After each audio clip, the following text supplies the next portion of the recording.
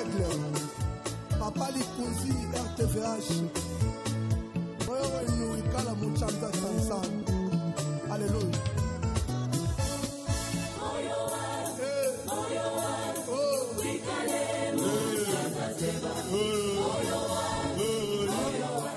Shalom, shalom, bien-aimé dans le Seigneur, Balinga Mikati Nankolo, Tikete, Nzambe Nalola Apambola yo, Bisiko Zali Kolanda, radio, télévision, voici l'homme, la chaîne qui fait la propagande du nom de Jésus-Christ. Ezali Mongongo ya Papa Likonzi, la colonne vertébrale de la RTVH. Zolanda Biso, même Libanda Mboka, Nzambe Apambola yo, Nzambe Akokela yo. Bien-aimé, c'est l'heure de l'émission Dieu existe. Dieu existe, émission wapi tokendaka ko rassurer ba oya nzambe te ko bungisa elikate, quel que soit likama, quel que soit problème kozala aux autres traversées en ce moment, Dieu existe, pe azali rémunérateur ya ba onyoso ba lukakaye. Zamba pambola yo, nazo profiter na occasion oyo naeba la kola musa déjà bana na nzambe bisika bazwami et surtout ba obala na kabiso de loin. Là je vois notre frère Henri depuis Point-Noir, aza moko ya ba oyo ya bilombe obala na kabiso pe ba oyo ba soutenir kabiso même de loin. Nzamba pambola ye, abundela ye, a orienter ye, akokela ye, a pesa o ezali posa motema na ye na bosante mama Georgine na lemba place ozali mama Georgine ngonga losambo ekoki ndeko Judith la muka deja eza moment wapi tokendaka koyebisa nzambe te biso toza ba oya yo quelle que soit ba difficulté ozali coexister telema bundela biso. N'est-ce pas maman Janine depuis France, nzamba pambola yo akokela yo. Dieu existe, bien-aimé, ezali émission oyo et que naka ko rassurer ba oya nzambe. Bien-aimé, quelle que soit difficulté au cause la na yango, quel que soit ba problème au cause los autres traversées, atana ba minganga ba se ba ebisio ba lobiete malade oyo bikakate, malade oyo bomaka. Bien-aimé, tia elike pa na nzambe, Dieu existe.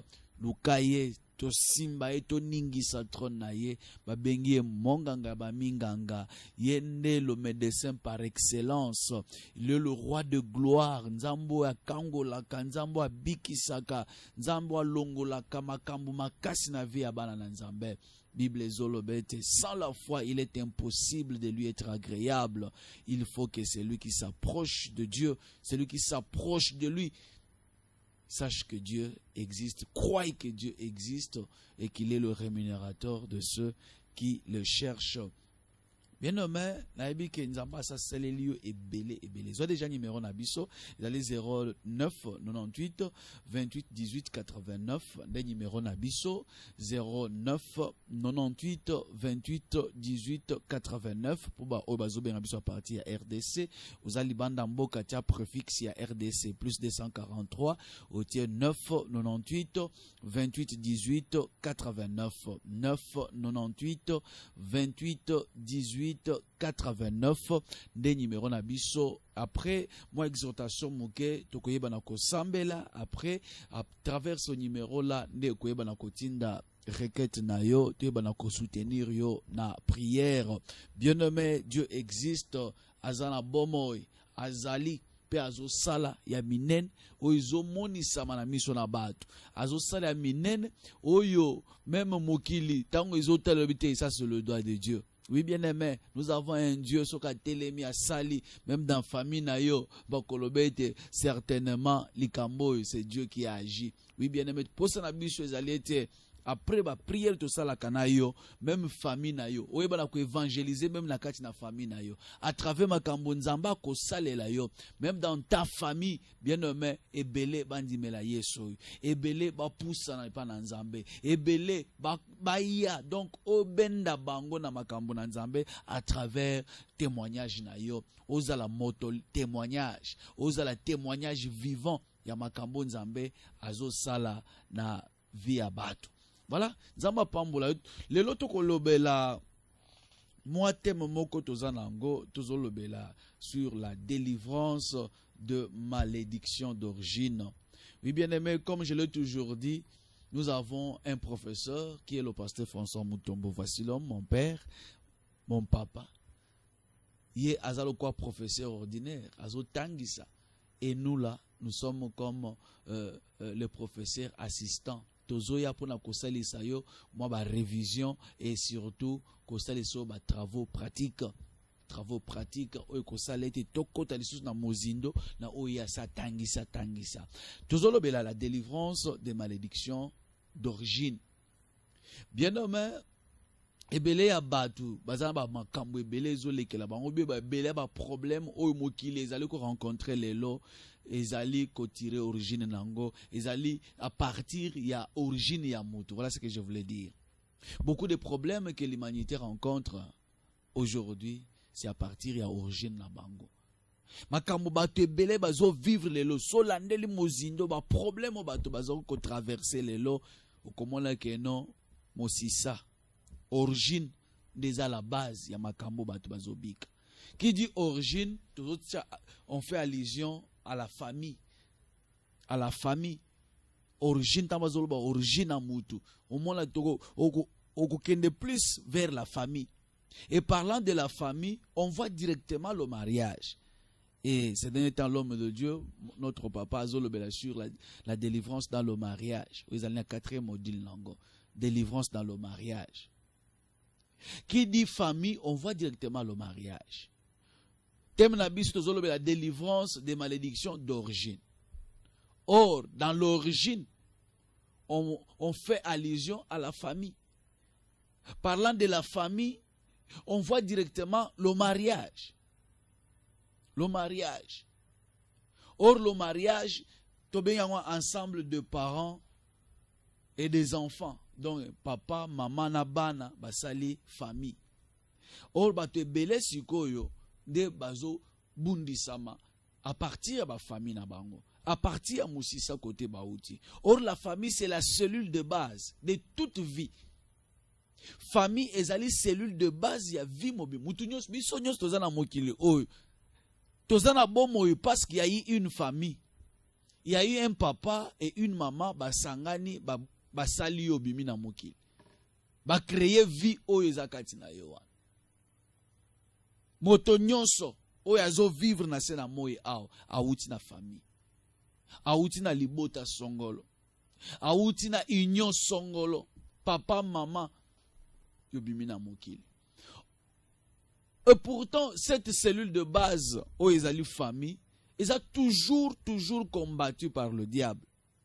Depuis même le commencement, depuis Jardin d'Éden, famille ezalaka toujours combattue par le diable.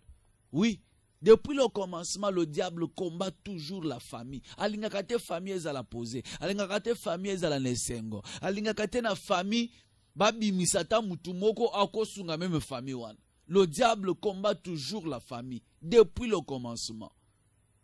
Car la vie de tout être humain provient de la famille. De l'union entre un papa et une maman. Babimi simouane. Tozozonga na Bible. Tozozonga na Bible. Tozozonga na Bible. Tozana Ézéchiel chapitre 16. Lelo vraiment na koloba mingi te mais tokosambela nde mwa mingi. Ézéchiel chapitre 16. Okobana na verset 1er. Ézéchiel 16, verset 1er. Déplace tozo bandela. Ézéchiel chapitre 16, verset Yaliboso. Bible ezoloba, la parole de l'Éternel me fit adresser en ces mots. Fils de l'homme, fais connaître à Jérusalem ses abominations. Tu diras, ainsi parle le Seigneur l'Éternel à Jérusalem. Par ton origine et ta naissance, tu es du pays des Canaan. Ton père était un Amoréen et ta mère une Étienne. Par ta naissance, au jour où tu naquis, ton nombril n'a pas été coupé. Tu n'as pas été lavé dans l'eau pour être purifié. Tu n'as pas été frotté avec du sel. Tu n'as pas été enveloppé dans les langes. Nul n'a porté sur toi un regard de pitié pour te faire une seule de ces choses. Par compassion pour toi. Mais tu as été jeté dans les champs le jour de ta naissance. parce qu'on avait horreur de toi. La parole du Seigneur. Mosissa, nous parlons de la délivrance des malédictions d'origine. Tolobiete, mutunyon soazana bomoy azo uta na origine. Or, quand nous parlons de l'origine, nous faisons allusion à la famille. Quand nous parlons de la famille, on voit directement le mariage. Le mariage. Awa Bible ezolobete yebisa Jérusalem, fils de l'homme, yebisa Jérusalem bambeba we asali. Ndenge moko penza mbati ninga lelo azo yebisa nga papa likonzi, yebisa bato bazolanda yo mabe o basali, paso bazomona, makambo makaso bazali ko traverser lelo. Ba difficulté o bazo vivre lelo. Célibat elati bango. Ba malade ils ont dominé. Via passe, via instabilité. Rien ne marche. Ata sali kambo simba kate. Akobanda projet.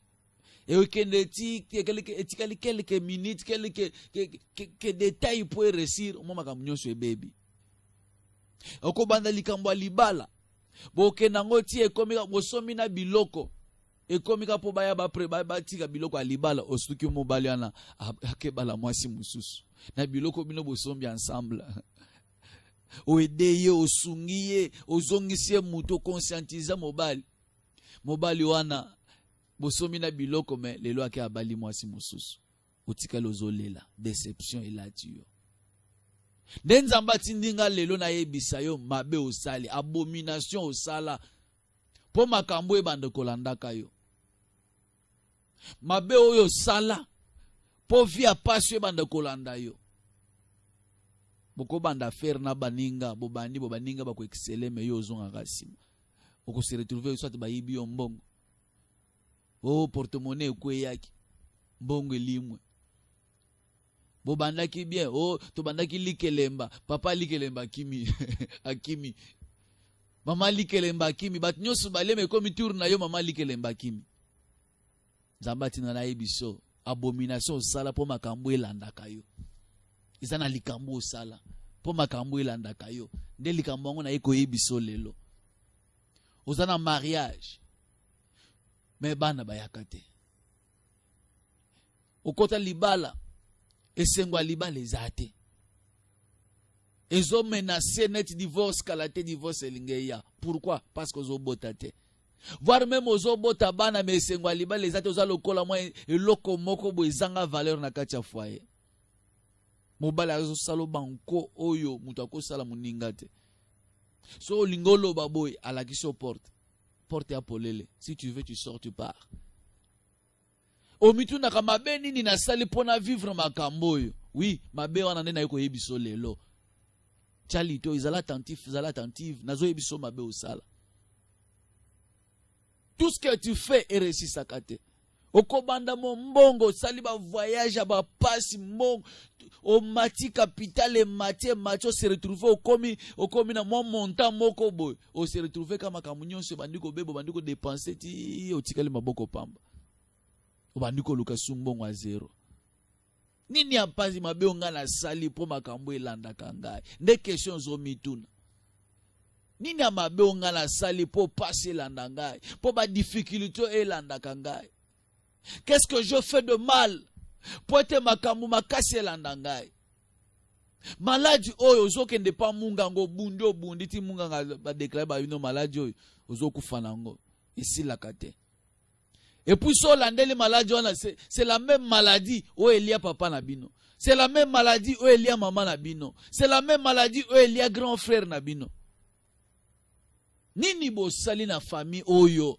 Bana basi alibota oyo. Via ndenge moko. Bana mibali via ndenge moko. Makambu toujours compliqué, mécanique. Là où les autres réussissent facilement. Vous, il faut tindika kotindika. C'est toujours la mécanique.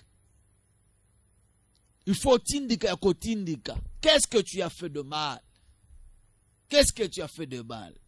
Fils de l'homme, Papa Likondi, fais connaître à Jérusalem ses abominations. Na eko yebi so ba mbebe osala. Abomination, c'est-à-dire mabe osala. Osala makambo wapi eza lokola eza Abomination, abomination na lingala bandeko. Terme na lingala na luka la terme on na lingala. Abomination.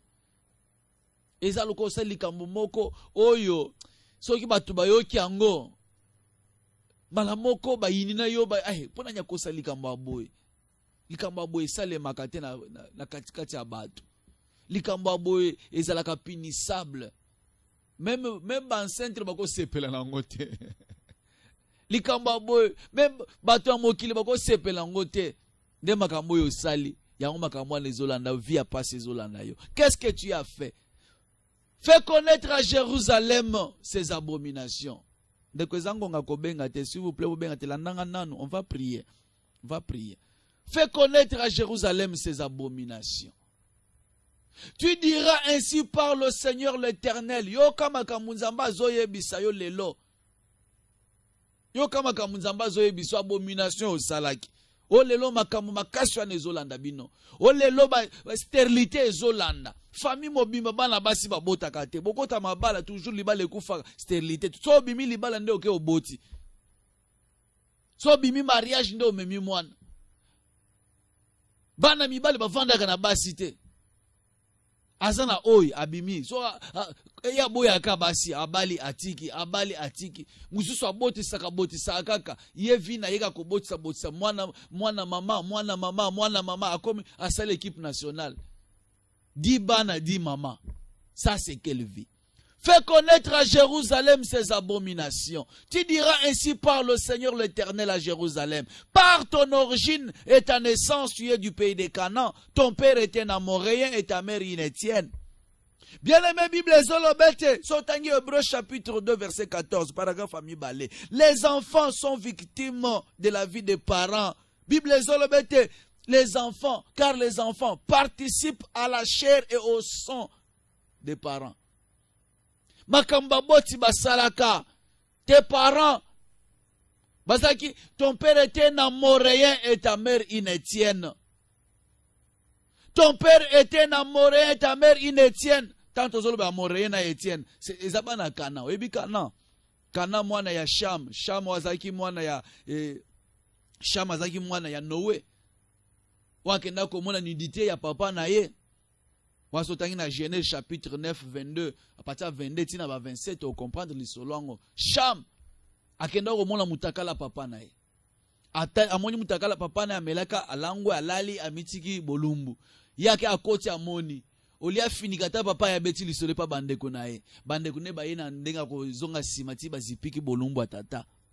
Mais Sham tango alamuki ba papa makamuni osali oyi mwana ntuka monaki yo mwana ntuka monaki nga bino boye bindenge nini oye mutayibisa kibiso siko nanya finiki nga obiso mtofibu fi oto biso to yaki yako na ndenga sima to finiki abi ah bon ya moninga olia zipika ngai aya beti lisolo nde alakela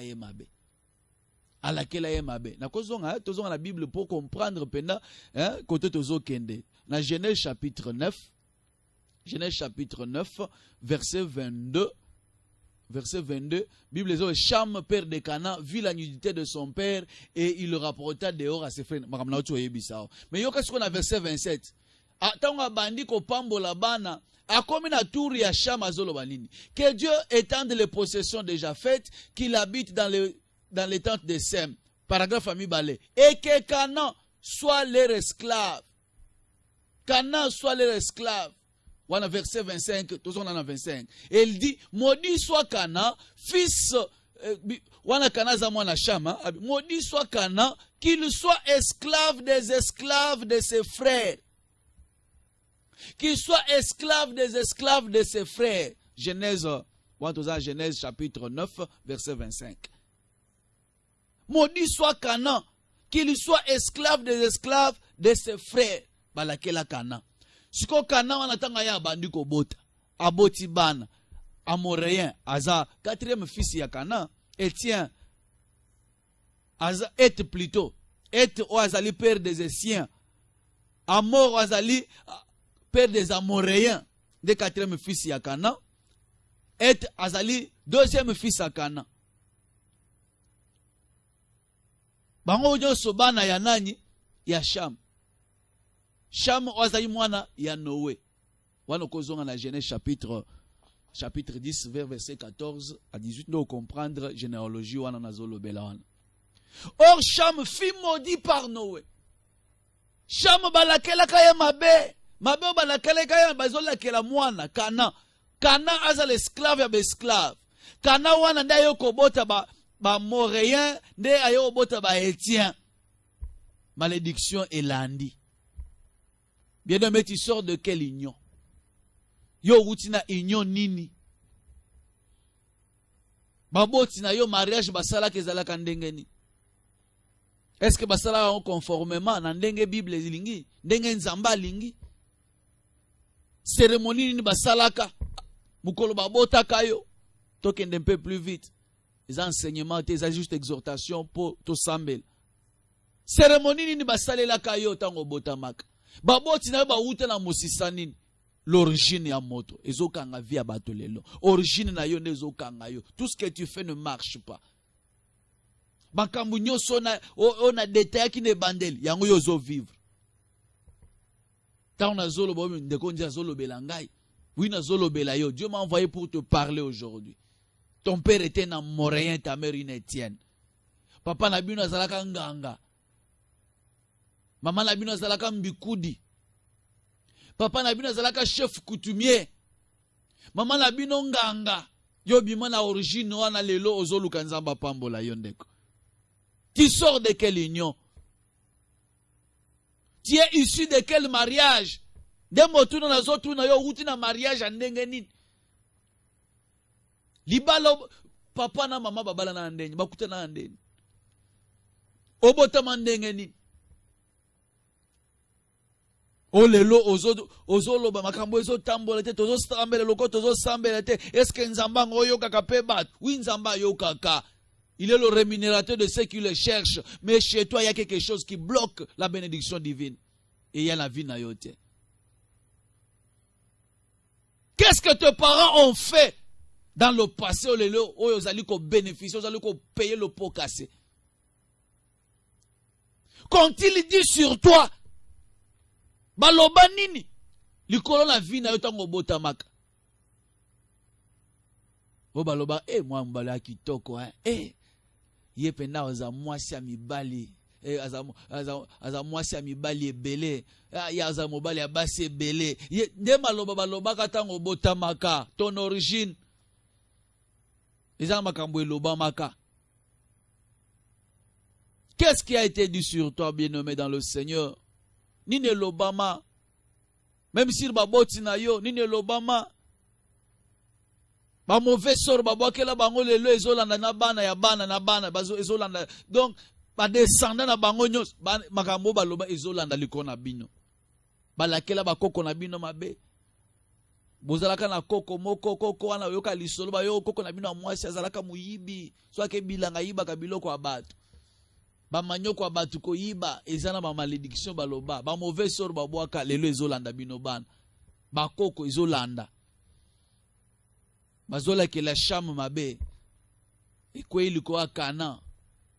Pe bazolo bete maudit soit Kana, qui soit esclave des esclaves de ses frères. Koko na bino baloba nini liko na ye. Maintenant bien nommé ozomi tu na que faire? To sala nini? Que faire pour s'en sortir? Ngonga penda izoke mbango ngongango ngaka sazo ngongeza nanu tozonga nanu toke mbango na Matthieu. Que faire pour s'en sortir? Nous sommes dans Matthieu chapitre 15. Matthieu chapitre 15 tozoluka ngona lombango. Matthieu chapitre 15 verset 22 elobinin. Matthieu 15 22. Et voici une femme cananéenne. Wana susu descendant ya Cham, mwana ya Kana. Une femme cananéenne qui venait de ces contrées lui cria, amoni Jésus, Yesu azoleka abandi ko belela Yesu. Aie pitié de moi, Seigneur, fils de David, ma fille est cruellement tourmentée par le démon. Il ne lui répondit pas un mot. Et ses disciples s'approchèrent et lui dirent, avec insistance, renvoie-la, car elle crie derrière nous. Il répondit, je n'ai été envoyé qu'aux brebis perdues de la maison d'Israël. Mais elle vint se prosterner devant lui, disant, Seigneur, secours-moi. Il répondit, il n'est pas bien de prendre le pain des enfants et de jeter aux petits chiens. Oui, Seigneur, dit-elle, mais les petits chiens mangent les miettes qui tombent de la table de leur maître. Alors Jésus lui dit, femme, ta foi est grande, qu'il te soit fait comme tu veux. Et à l'heure même, sa fille fit guérir. Wana la femme cananéenne, oyo aza uti na musisa ba cananéenne, oyo uti na musisa malédiction to uti kotang. Ton père était namoré, ta mère inétienne. A uti na origine wana, a se retrouvé devant Jésus. Na sala nini pona longo la kati ya malédiction oyo. Na sala nini pona bénéficier pe ngolu. Na sala nini pope makasi longwa. C'est ça la question que tu te poses. Bien-aimé, pour sortir de la malédiction d'origine, pour sortir de la malédiction de ta famille, il faut croire en Jésus-Christ. Bible ezolobete a poussé na ne pas Jésus. Il faut croire en Christ. Deuxièmement, assegni pardon. Et pitié de moi. Na ebike musise na wuti eza mabe yokanga mao. Yesu alobite mapa ya bana ngana ya pona bana Israël. Bien-aimé, pour bénéficier ngolu na nzambe, il faut uzala nanu o mikomisa nanu mwana. Faut devenir fils de la maison. Mais cette femme cananéenne étrangère à la grâce divine, mais il y a compris qui déjà que pour na mutoyo pour appeler ça fona comme mwana. Il faut n'andimela ye na poussa na pene na mikiti sana mi comme sa mwana ata zo finga ata benyinga mbwa na ndimi. Nandimi, bien-aimé, la délivrance appartient aux enfants. Aux enfants de la maison. Aux enfants de la maison. Ya comprenaki. Alors bete nkolo na yebiete o ya pona bana Israël mais ataba miete kuya na mesa mbwa ko lena nimina ngana zambwa. Bien-aimé, a reconnaître pe que o ya zamwa David aye pona biso aye soko beleli ya kobikisa yo. À comprendre que Yesu aki na mokili pour la kobiki sabat. Quelle que soit l'origine nanga son andimelie azobiki sangai. Bien aimé, quel que soit mo sisa na bino lelo na lingi Yesu azala mokonzi pe mobiki sina yo. On dimela Jésus. Ou accepter ye. Pe musala moko selema na vie na yo mosala ya délivrance makambo nyonso elongwa. Christ a déjà payé le prix pour nous. Malgré cela, origine ya ye bien-aimé, et banako pesa, origine à moi, c'est banako pesa ye accès de bosso à Christ pour apesa ye miracle, pour assaler la ye. Quand même mission à Yesu, c'est pour abiki sabat. Quand même mission à Yesu, c'est pour na banandako. Mais moi, c'est yo, allez là qui est pas na Yesu. Comme vous savez, la différence c'est entre moi na moi si on a Bartimée pour baronner soit le fils de David. Bartimée va accorder miracle facilement malamo qui te soit fait comme tu veux. Faut moi la mon alisus mais moi so babi yo te repé ça mais baronner soit belle là que moi na David. Bartimée na cananéenne ba Bartimée ba le ba keseni. Bartimée azali ki moi na ndako. Tant on belle directement le miracle arrive mais la cananéenne il fallait procédure moulaye. Et belé oye pa na Yesu faut procédure. Et cette procédure, on a bien en délivrance. Il faut moussalamo quoi délivrance et ça les manavi na yo. Il faut moussalamo quoi suivi et ça les makati na yo. Il faut moussalamo quoi battre sur étape à délivrance, processus à délivrance. Et ça que personne ne te trompe, que lelo. Et ça moussalamo qu'il faut salema, suivi moko salema. Pour être makamu échanger la vie na yo. Que Dieu te bénisse là où tu es. Pour devenir enfant de Dieu et trouver accès, on doit recevoir Christ, bien sûr. Sans Jésus, on est semblable à un petit chien. Sans Jésus, on est semblable à Nyama. Or, accepter Jésus, ils ont soukate, il y a nyonso. Mais il faut d'abord accepter Jésus et après, il faut qu'un travail se fasse dans ta vie. Moutounion se sengela ayeb et sikawuti. O wuti wapi. Afin que oluka délivrance ya vie na yo. Cette femme, malgré présence à Yesu, malgré que son origine est bandako trahir ye, mais a poussé na ki a belela ki Jésus. Mais Jésus peut asalela ki ye. Bien nommé, lelo na lingi ndi melankolo. Yesu azana musala moko alinga sala na vie na yo. Yesu atininga na ye biso ke comme un moment au kota na kati ya bilaka. Et comme un moment au bénéficier na oyayela na mokil. Je voulais dire à quelqu'un que parmi les gens, oye so kufela ne kulusu tu es du nombre. Mais en moi biloko moko mouke ils ont empêché nkolo asala na vie na yo. C'est pourquoi tolobi il faut qu'un travail se fasse dans ta vie. Musala neza ya tikota kete. Quand ne te trompe pas. Eza musala mo suivi salema. Eza musala moko penda balande la délivrance salema na vie na yo. Eza musala moko sengele salema étape par étape. To yoki yo to solo lipe na yo. To orienter na ba prière. Salaboy. Après au vivre le beau qu'on ensemble. Que personne ne te trompe que ngaye pa na nga eza di tikotak so na lobimba la mo malédiction origine longwe. Lokuta. Il faut musala moko e salema. Suivi moko approfondir salema. Nzamba pambola yo. Nzamba pambola yo. Pour nous clôturer dans autant Colossiens chapitre 2. Verset 14 na 15. Bible Zoloba. Il a effacé l'acte dont les ordonnances nous condamnaient et qui subsistait contre nous. Et il a détruit en le clouant à la croix.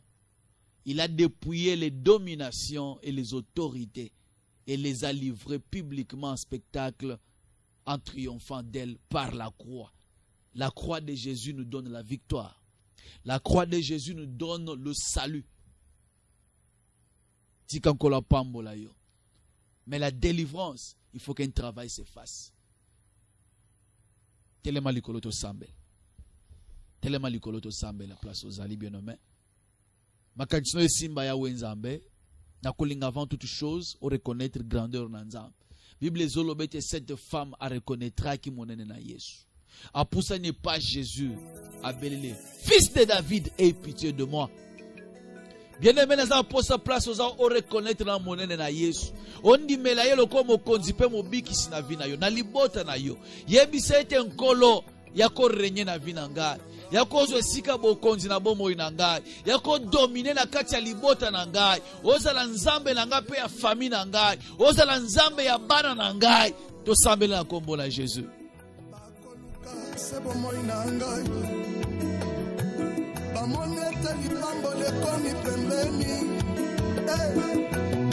Mon Jésus, mon roi, mon Seigneur, Yahweh, naiko reconnaître bon Nzambe na yo, otelema, ozala mokonzi ya vi na ngai, ozala Nzambe ya libota na ngai, Nzambe ya kotikela bana na ngai, ozala Nzambe ya vi na ngai, yako régner Seigneur notre Dieu. Ozo sika bokonzi na bomo inangai. Okonza na vi na ngai. Bisika famille banako dominer yo de dominer. Bisika ba loi ya famille, ba loi ya coutume e banako ronger Yahweh e banako dominer naza posa yo de kos na libota na yudo kita o dominer. Yaka o régner na vi na ngai. O régner na libota na ngai nkolo. Ozala Nzambe na ngai. Na kombo la Jésus. Bien-aimé Yoka. Yoka bien-aimé. La Bible dit que cette femme a lobi kolo yokanga mawa. Aie pitié de moi. Seigneur, aie pitié de moi, fils de David. Aie pitié de moi. Bien-aimé, Yesu ena mokili po futa nyongo. Nyongo alisumu oye lata humanité. Nde Yesu ayokufela ne kulusu. Ne a livré un spectacle ne kulusu. Afuta nyongo pona yo. Afuta nyongo pona yo. Pona libota na yo. Mais le diable veut te faire croire que yo oko bénéficier lisusu na grâce yote. Diable a zolinga faire croire yo que yo ese sili. Mais je voulais te dire que esilité bakunda yote. Il y a encore de l'espoir pour ceux qui vivent. Espoir ezanan. Telema likolo bien-aimé. Mais ya motu ya mikiti se pa na nzambo. Yebi c'est un kolo aie pitié de moi. Limbisa masumu na ngai. Limbisa masumu ya bakoko na ngai.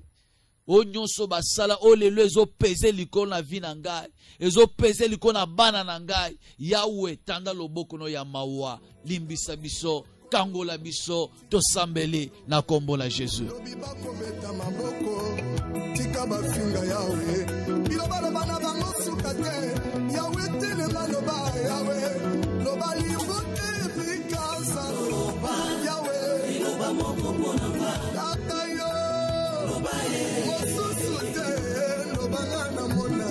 Bien-aimé, Sambela. Yesu ayoka yo mawa. Ayoka libota na yo mawa. Bambeba o esalema, makambo esalema na famille. Esalema na mariage ya baboti na yo. Mariage ya baboti na yo. Cérémonie esalema, utamela bakoko, bancentre, eza makambo basalaka, o lelo ezopeze liko na vi ya yo. Via bana na yo, via libota na yo. Golu na nzambe eza likolo na yo lelo. Yesu ayoka yo mawa. Yesu ayoka yo mawa. Abimisa bino na kati na libulu na kufa. Yesu est en ta main, Seigneur Jésus. Délivre-nous, tendre Père. Délivre-nous, éternel notre Dieu. Kangola biso. Nanguya oyo. Ezali ko dominer liko na biso. Balo ya famille, ya coutume. Ou ezali ko dominer, Père éternel. Aie pitié de nous. Pardonne-nous, Seigneur. Et bimisa biso na kati ya gouffre oyo. Bimisa biso na kati ya libulu na kufa nkolo. Zambe bimbisa biso. Limbisa mbindo ya bakoko. Limbisa masumu ya bancentre na biso, Seigneur. Étant ta main, mon Dieu, mon roi, délivre-nous, Seigneur. Alléluia.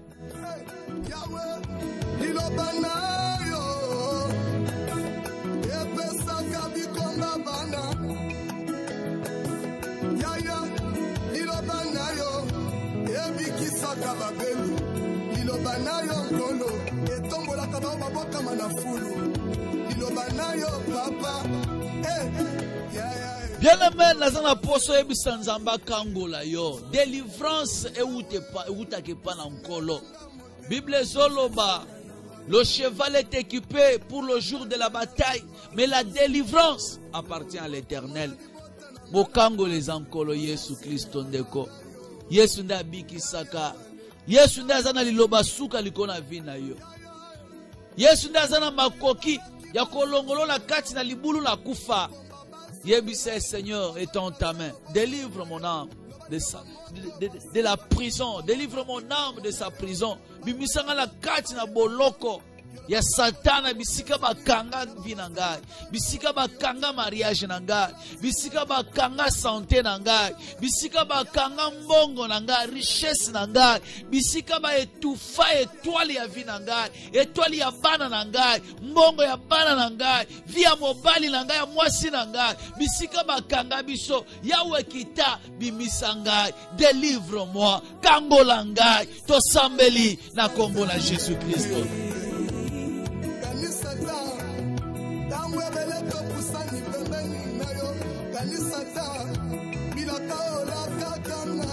Jésus. Jésus.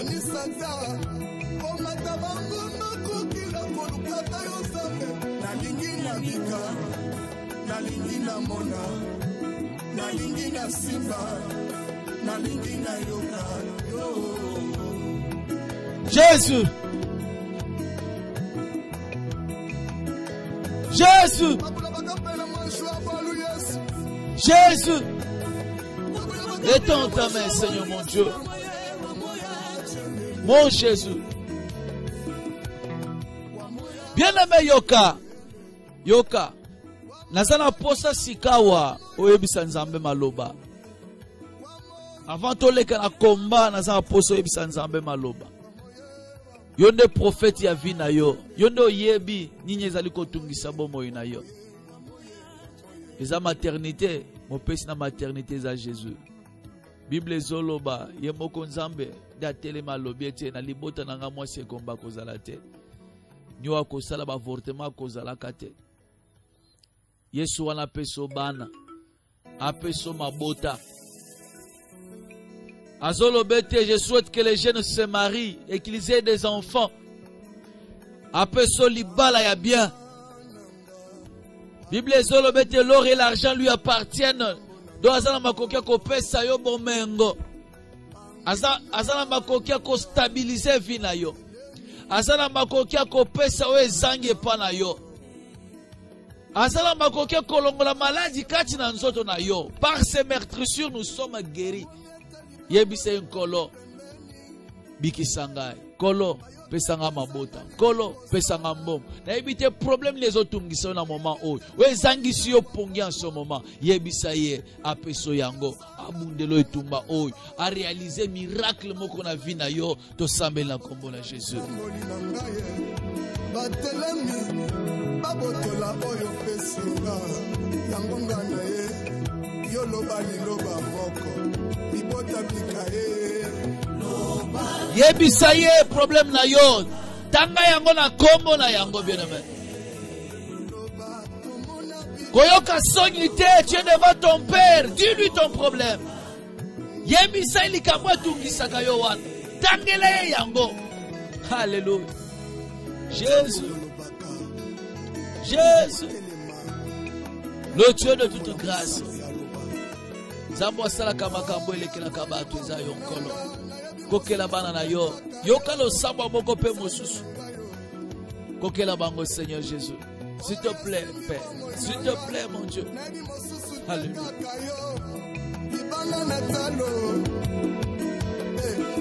baseki pe mingi bacholi pe mingi yawe etikali tango na yo tolingi yo tele maloba otelemaka moto ya suka ye na bomo ya bana Jésus alléluia tika bafinga kolo tika baloba loba ye lobi bakobeta maboko tika bafinga yawe biloba na bana bango suka te yawe tele maloba yawe loba libote bien-aimé yoka nzambe na lola kokela yo nzambe na lola bikisa nzambe na lola peso mabota nzambe na lola peso libala bien nzambo apangusa yo pinzoli mon Jésus apangusa yo pinzoli telema likolo bien-aimé Bible zolobete il a effacé l'acte dont les ordonnances nous condamnaient na yebite maloba nini elobama Yesu asa efasa ngone kulusu mais le diable veut toujours te faire croire que ça toujours mokanga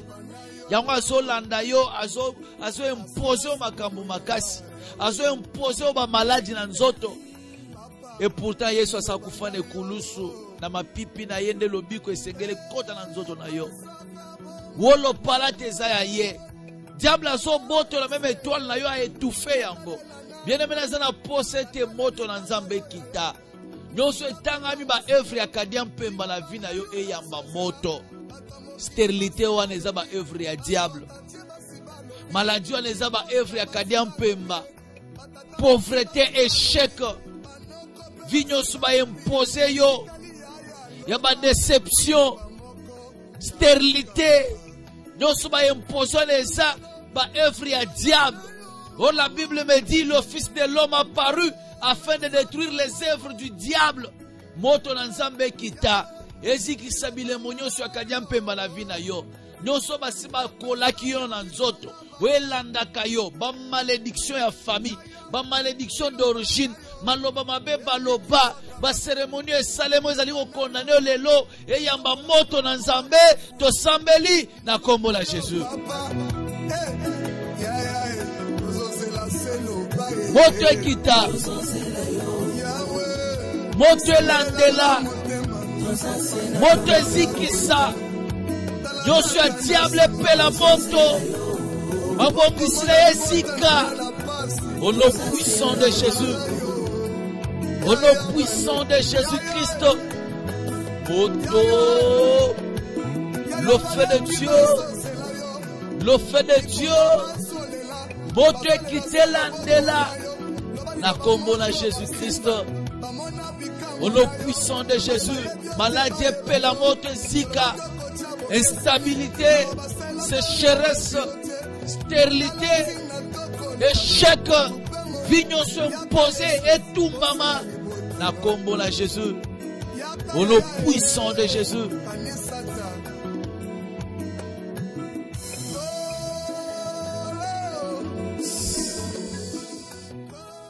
Bien-aimé, pour la kosukisa eteni oyo.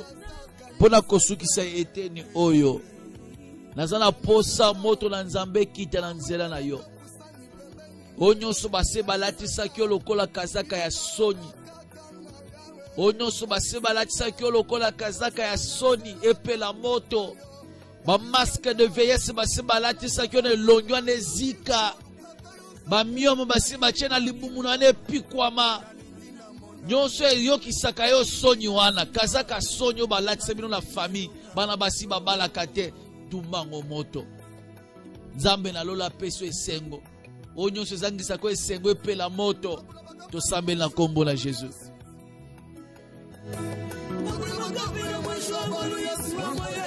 Au nom puissant de Jésus-Christ. Kazaka sonyo ane pela moto tout maman au nom puissant de Jésus. Nyoso basiba bongisa ke pela moto na kombo na Jésus. Bien-aimé, tout ce qu'on a minute mouke, on profite de cette occasion. Tout ça mais là pour quelques personnes, 2-3 personnes, tout soutenir ba on a prié. Na yebike nzamba yo kaka lo sambo yo ki lo sambo na yo. Mais on va soutenir bande ko bazola na biso to soutenir bango pe na prière que l'Éternel le Dieu aille na okokela bango. 09 98 28 18 89 le numéro na biso toujours yamba appel. Allô? Allô? Allô? Allô? Ola, de quoi lobby ke to ki bien te Nzamba yo kela yo, nzamba ko kela yo, abundela yo, toza pe na message moko wande komo akomi, papa pongi katani nde na yo ki bino, na bala, kobote zo ya te, basalanga ba miom, nazo yoka yango lisusu, nazo yoka yango lisusu, yango kati pongi, bosambela pona ngai s'il vous plaît, je suis la seule oyo à Bali officiellement, moi si mon côté à Bali. Dans la Katia famille, elle est la seule qui s'est mariée officiellement. Mais moi, si mon côté à Bali, à Zana, Mobali, à Malonga, Nzambe, Ayokangama. Éternel Dieu est en ta main sur la sœur, place à Zali. Éternel Dieu, m'toye billet, kole kabiso. Kolo tanda lo boko no yangu yele kona vina ye. Pesa mabota. Nyonso oyo munganga lobi ba miom. Yahweh. Yo zama kokia kosala opération sans cicatrice. Ma miome limon la combo na Jésus. Grâce na yo zali kona vina yo au nom puissant de Jésus. Atatola. Amen. Allô? Oui, allô papa. Oui maman. Oui. Papa, les premiers nous sont dérangés dans ma casse. Priez pour nanga. Tu ressembles. Éternel Dieu tout-puissant, étends ta main sur ma soeur, Bisika Zwami Nkolo. Nyonso ya ba douleur localisée dans nzoto et yamba moto na nzambe au nom puissant de Jésus-Christ. Yahweh, je communique le changement, la guérison dans son corps. Nyonso ya ba douleur et limwa na kombo na Yesu. Ba surprise nyonso ya mabe yamba le feu de Dieu au nom puissant de Jésus. Li pamboli na yo accompagné. Grâce na yo accompagné. Na kombo na Yesu na bondeli. Amen. Allô? Allô? Oui, bonjour papa Kikoze. Mbote, comment on a besoin? Comment on a maman bourra? Oui maman. Oui. Papa bokinga na mabondeli. Ça un problème à moana. Moana belinga depuis 4 ans till là ko kisi 17 ans. Akenda kini na hôpital. Il faut passer ba examen à ma case, puis ba gaz na kati ya makila. Donc c'est très compliqué. Nzambe kaka kisama wana elikola mwana oyo. Éternel Dieu tout-puissant, Bible zoloba par tes meurtrissures nous sommes guéris. Étends ta main Seigneur sur cet enfant qui est malade. Malade de oumeli tangomolaye. Mais yozala makokia koloba liloba moko pe changement ekoti. Kolo utamela manda ope sanga. Nazoke no communiquer guérison miracle. La guérison instantanée na kati na nzoto amwana. Quelle que soit origine ya maladie oyo, moto na nzambe kita et traverser nzoto. Qui changement ekota, guérison ekota au nom puissant de Jésus. Neto bondeli boy. Amen. 09 98 28 18 89 les numéros na biso. 09 98 28 18 89. Voilà so béni au leki en direct. To yamba quelques 2 appels yasuka. Yo pe mutozona na biso même libanda mboka cette émission passe aussi sur YouTube. Okoyeba bongo na kotika pe requête na yo et on va te soutenir dans la prière. Allô? Mbote, comment la nyobenyo papa? Lobo moi makasi. Papa j'ai akaya na dinga parti alimentaire. Oui papa. Loba liwa pona vi nanga penza musali zo tambola biente nzambe na ya sala astia loboko na mutala ngai kene libo. Onga na bali ya famille. Éternel Dieu Tout-Puissant, étends ta main sur le papa. Yahweh, nyonso etangami blocage na misala elongwa. Yahweh na longoli barrière, makambu mabe nyonso ezolanda ye. Et yamba le feu de Dieu, baloi ya famille, ya coutume, baloi d'origine, nyonso etangami ba malédiction d'origine. Et yamba le feu de Dieu dans le nom puissant de Jésus à vivre délivrance authentique. Miracle accompagné na kombo na Yesu bondeli. Amen.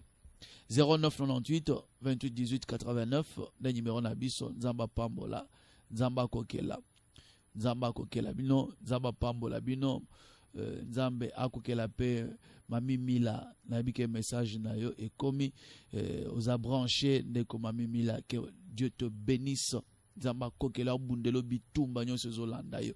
Allô. Voilà, nzekwa kati nzamba pambola yo abundelo bitumba nyonso oizola na yo. On reçoit encore un appel. Allô? Oui. Bana bazolo taba ndoto ya kufi bakufi wa deception na vie ya mwenye stabilité na bana. Éternel Dieu, nzamba yo kaka losambo ya bato ezayo étant ta main likona mama. Nyonso etanga bitumba makamakashi wezozangisa esengo na sena moi.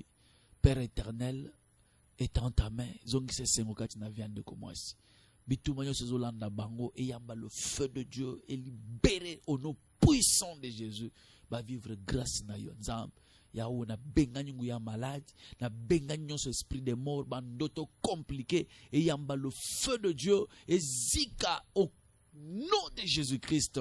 Que le miracle est accompagné bango grâce na nzambe et accompagné bango na kombo na Yesu na bondeli.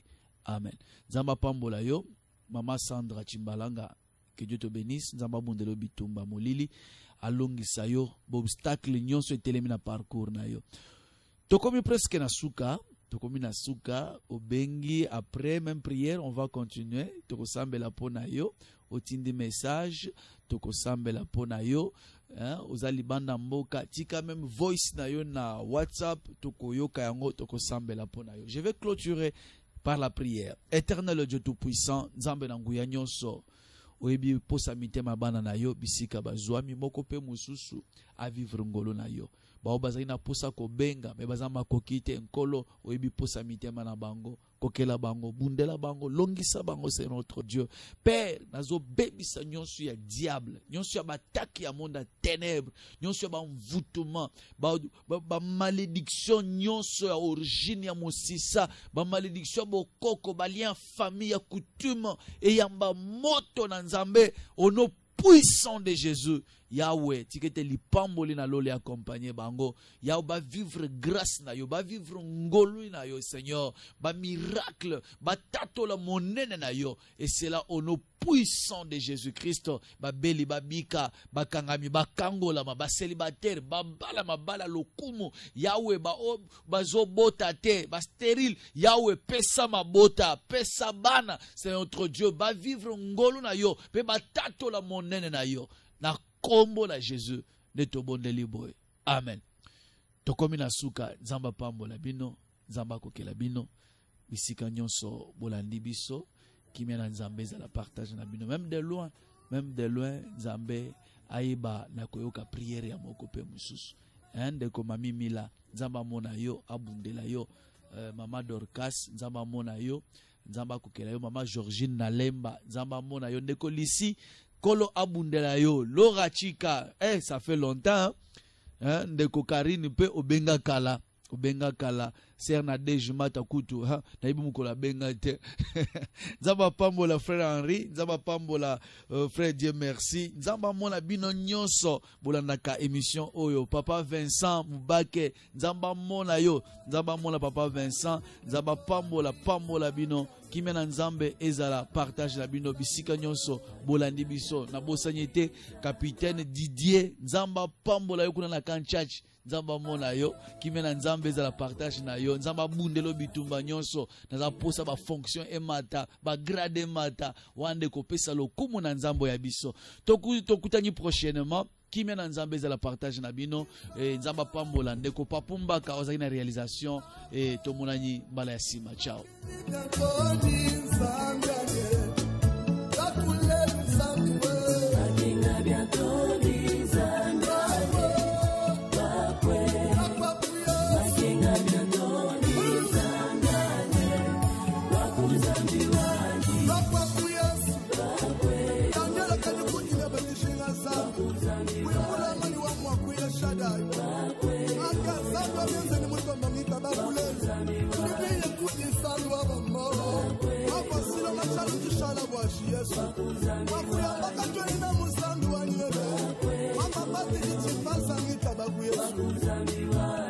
Papa Fortune Tumba, Aigle, Papa Lipunzi RTVH.